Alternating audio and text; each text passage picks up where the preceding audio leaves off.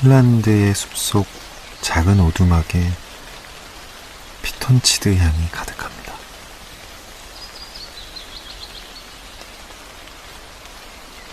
숲을 적시는 빗방울이 공기를 촉촉하게 만들고 향긋한 나무 냄새를 실어옵니다.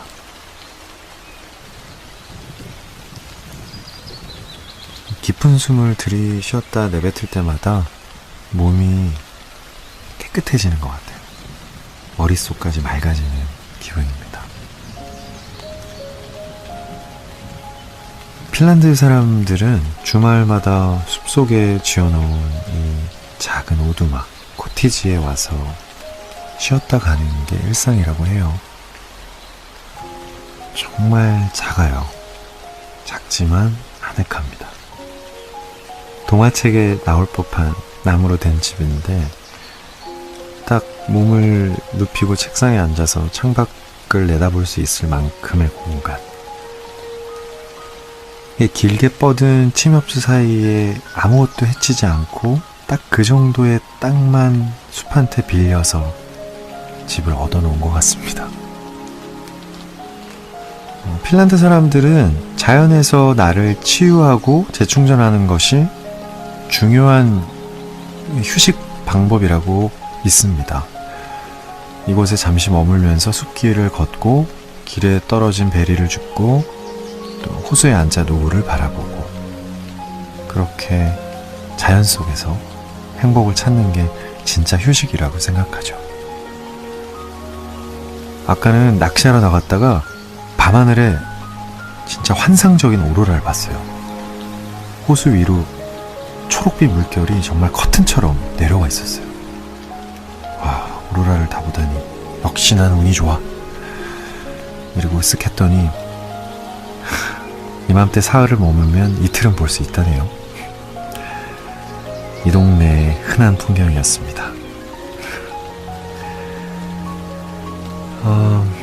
자연이 주는 즐거움이 얼마나 놀랍고 우리를 행복하게 하는지 새삼 이곳에 와서 깨닫습니다. 약간의 수고를 더하면 우리가 사는 도시에서도 얼마든지 이 선물을 누릴 수 있을 겁니다. 도시의 아스팔트 틈 사이에도 꽃은 자라고 생각지도 못한 빈 공터에 흔들리는 풀이 잠깐 우리 걸음을 멈춰 세우기도 하죠. 지구는 모두에게 공평하게 우리를 기쁘게 할 선물을 준비하고 있습니다. 우리가 모른 척하지만 않으면요. 헤르만 헤세는 그 작은 기쁨을 발견하는 방법을 진작부터 알고 있었습니다. 그의 지혜가 담긴 이야기를 들려줄게요. 사소한 행복에 대하여. 헤르만 헤세. 사는 게 지루하고 사랑도 없이 그저 정신없이 살아간다는 사람이 많다. 현실주의에 빠진 예술과 시는 불만족스럽고 사람들은 르네상스와 낭만주의 시대를 그리워한다. 각박해진 시대의 교회는 믿음을 외친다. 시인 아베나리우스는 당신에게 부족한 건 예술이라고 말한다. 내가 생각하는 우리가 놓치고 있는 것은 바로 기쁨이다. 인생을 뜨겁게 하는 열정이 마치 축제처럼 세상을 행복하게 바라보는 인식이 우리를 르네상스 시대에 끌리게 하고 있는 빛나는 것들이다. 요즘 우리는 시간에 큰 가치를 두고 산다. 모든 걸 빨리 해치우는 게 인생의 목표처럼 보인다. 의심할 여지 없이 그것이 기쁨의 가장 큰 적이다. 우린 그 시절의 목가적인 시와 감성적인 여행기를 다시 읽으며 부러워하지만 그때 살았던 사람들은 한가로웠다. 시를 쓰고 여행을 하지 못할 이유가 달리 있었을까? 프리드리 슐레겔이 쓴 게으름에 대한 애가를 읽어본 적이 있는데 나는 계속 이런 생각을 멈출 수 없었다. 당신이 우리처럼 과도할 정도로 열심히 일을 해야만 했다면 괴로워서 얼마나 많은 한숨을 쉬었을까요? 지금 우리가 공격적일 만큼 서두르며 사는 건 아주 어릴 때부터 나쁜 영향을 미친다. 슬프지만 벗어날 수 없는 현실이다. 정말 슬픈 건 이런 분주함이 예전에 즐기던 사소한 즐거움까지 사라지게 만든다는 것이다. 지금 우리의 모토는 될 수 있는 한 많이, 할 수 있는 한 빠르게가 되어버렸다. 그래서 쾌락은 점점 넘쳐나지만 진정한 기쁨은 점점 줄어드는 것이다. 도시의 큰 축제나 놀이공원을 다녀와 본 사람은 알 것이다. 그곳에서 우린 고통스럽고 만족스럽지 않은 기억을 안고 돌아온다.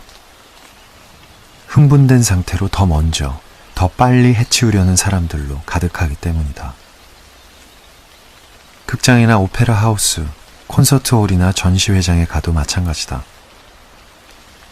즐거움을 과도하게 추구하는 사람들 때문에 예술 전시를 가는 것이 기분 좋은 경험을 주지 못한다. 부자들이라고 다르지 않다. 그들은 다를 것 같지만 그렇지 않다. 그 자리를 지키려면 주변에 잘 적응하고 돌아가는 상황에 잘 따라야 한다. 나 역시 이런 잘못된 상황을 바꿀 만한 뚜렷한 해결책은 없다. 다만 트렌드와는 다르지만 나의 개인적인 공식 하나를 기억해낼 뿐이다. 적당히 즐기는 것이 2배로 즐기는 방법이다. 그리고 절대 작은 기쁨을 지나치지 마라. 적당하다는 건 뭘까? 연극을 좋아하는 사람이라면 초연을 놓치는 용기가 필요하다. 책을 좋아하는 사람이라면 신작이 나오고 몇 주가 지나도록 그 책을 읽지 않아도 괜찮을 수 있는 용기가 필요하다. 매일 나오는 신문을 읽지 않는 사람은 터무니없는 사람 취급을 받는데 이것을 이겨낼 용기도 필요하다. 이 용기들을 실천으로 옮긴 몇몇을 아는데 후회하지 않는다는 것을 안다. 매주 연극을 볼 수 있는 회원권을 가진 사람이 2주에 한 번 극장에 가도 뭔가를 놓치고 있다는 생각이 들지 않아야 한다. 장담컨대 잃는 것이 아니라 얻고 있는 것이다. 전시장에 가서 한꺼번에 많은 그림들을 보는 것에 익숙하다면 단 한 작품만 보고 오는 것을 시도해보라. 가능하다면 한 작품 앞에서 1시간 혹은 더 길게 시간을 보내며 그것에 대해 하루 동안 사색하고 만족감을 느껴보는 거다. 그렇게 하면 반드시 무언가를 얻어갈 것이다. 독서광들도 마찬가지다. 가끔 새로 나온 책에 대한 얘기를 나눌 때 끼어들지 못해서 짜증날 수도 있다. 누군가의 비웃음을 당할 수도 있을 것이다. 하지만 얼마 지나지 않아 그가 웃음 짓는 사람이 될 수 있다. 그리고 스스로를 통제할 수 없는 사람이 있다면 일주일에 한 번이라도 10시에 잠이 드는 습관을 가져보라고 말하고 싶다. 빨리 잠이 듦으로써 밤 시간을 포기하는 것이 그 대가로 얼마나 큰 행복감을 주는지 놀라게 될 것이다. 사소한 행복은 모든 적당히 하는 것을 습관들이는 것과 아주 가깝게 연결되어 있다. 사소한 행복을 사랑하고 적당히 하는 능력은 모든 사람에게 천부적으로 주어지는 것이다. 이 능력을 되찾기 위해서는 바쁜 일상 속에서 잃어버린 쾌활함, 사랑, 그리고 시의 아름다움이 필요하다. 사소한 즐거움들은 눈에 잘 띄지 않고 우리의 일상에 너무 사방으로 흩뿌려져 있기 때문에 둔감한 사람들은 그것들을 찾아내지 못한다. 이 행복들은 눈에 띌 만큼 대단해 보이지도 않고 광고가 되지도 않으며 돈도 들지 않기 때문이다. 돈이 가장 안 드는 것은 아이러니하게도 가장 사랑스러운 기쁨이라는 것을 사람들은 알지 못한다. 매일 자연 속에서 느낄 수 있는 행복감이 특히 그렇다. 우리의 눈은 우리가 마음만 먹으면 행복을 찾아낼 수 있다. 아침에 작업실까지 걸어가면서 나는 여러 사람들을 만나게 된다. 그들은 대부분 막 잠에서 깨자마자 침대에서 빠져나와 급하게 뛰어가거나 길가에서 떨고 있다.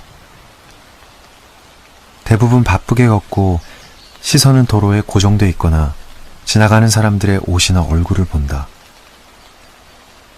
그대들의 머리를 들어보라. 고개를 들면 나무와 적당한 크기의 하늘을 어디에서든 볼 수 있다. 꼭 파란 하늘이 아니어도 된다. 해가 뜬 날엔 비쳐드는 햇살을 느낄 수 있다. 매일 아침 잠깐이라도 하늘을 올려다 보는 것에 익숙해지면 어느 순간 주변을 감싸고 있는 공기를 느낄 수 있게 되고 부스스 일어난 출근길에도 아침의 상쾌한 공기를 맛볼 수 있을 것이다. 집집마다 지붕 모양이 다르다는 것도 알게 될 것이다.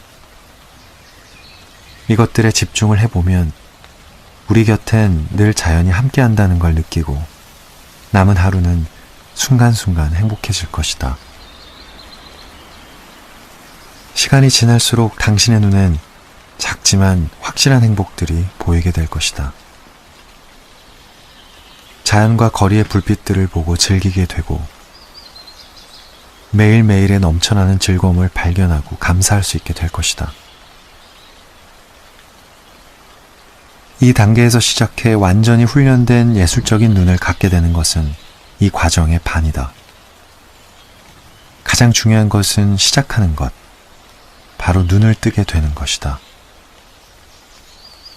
높게 펼쳐진 하늘, 초록색 나뭇가지가 뻗어있는 정원의 담장, 튼튼한 말, 잘생긴 개, 아이들의 무리, 아름다운 얼굴.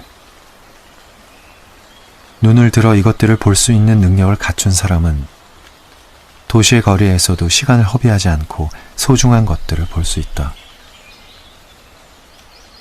이렇게 세상을 바라보는 것은 피곤한 것이 아니다. 오히려 우리의 마음을 더 강하게 만들고 활력을 더한다.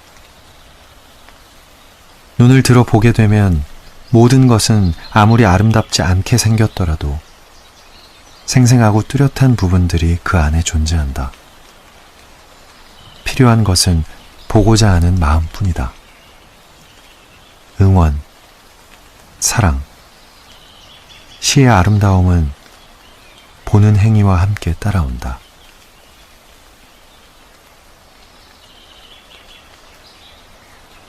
가까이 두고 보고 싶어서 작은 꽃을 처음으로 골라서 산 그 사람은 기쁨이 존재하는 삶에 한 발짝 다가간 것이다.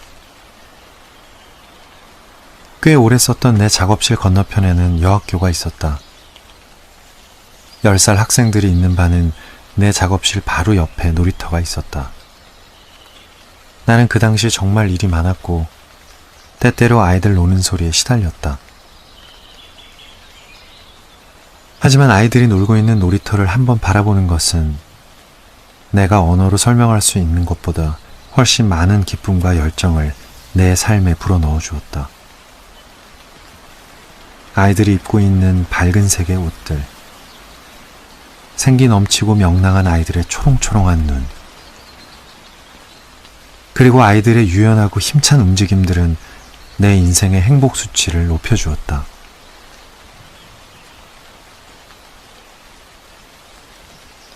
승마학교나 양계장도 비슷한 효과를 나에게 주었다고 말할 수 있겠다. 집에 누워서 색이 고르게 칠해져 있는 벽에 움직이는 불빛들을 보면 우리 눈이 얼마나 쉽게 만족감을 느끼는지, 그리고 어디에서 기쁨을 느끼는지 알 수 있을 것이다. 누구나 각자 다르지만 사소하고 작은 행복들에 대한 생각들이 있을 것이다. 꽃이나 과일 조각의 향기를 맡을 때 느껴지는 행복, 스스로의 목소리 혹은 다른 이의 목소리를 들을 때의 행복, 어린 아이들이 떠드는 소리를 들을 때의 행복 같은 것들 말이다.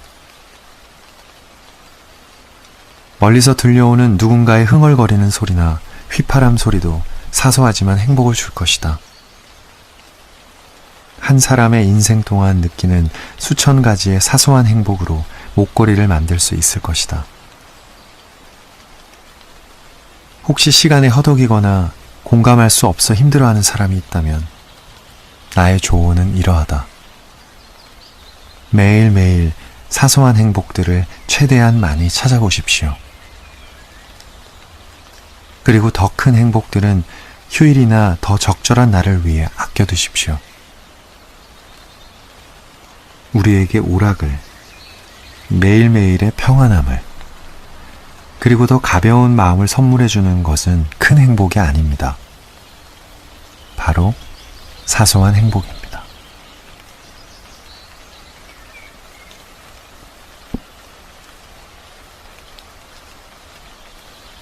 온몸의 감각에 집중을 하면 보이지 않은 것들이 눈에 들어오고 아주 작은 소리도 들려옵니다. 스치는 바람도 만져지는 것 같아요. 공기의 냄새, 그리고 맛도 느껴지죠. 오감이 예민해지면 육감도 살아납니다. 몸의 감각이 아닌 정신의 감각이죠. 어떤 예감 같은 거. 그리고 놀랍게도 우리한테는 제7감이라는 게 있다고 해요. 본능적으로 인생을 즐기고 기쁨을 느끼고 즐거움을 추구하려는 감각이라고 합니다. 그 7감을 키우려면 이런 노력이 필요하대요. 자주 웃을 것, 분노를 고백할 것, 세상 모든 것의 장점을 발견할 것. 오늘은 좀 느긋하게 앉아서 나를 행복하게 만드는 사소하지만 확실한 기쁨들, 그 리스트를 적어봐야겠습니다. 그리고 제 7감을 발휘해서 행복하고 달게 잠을 청해봐야겠습니다. 이제 그만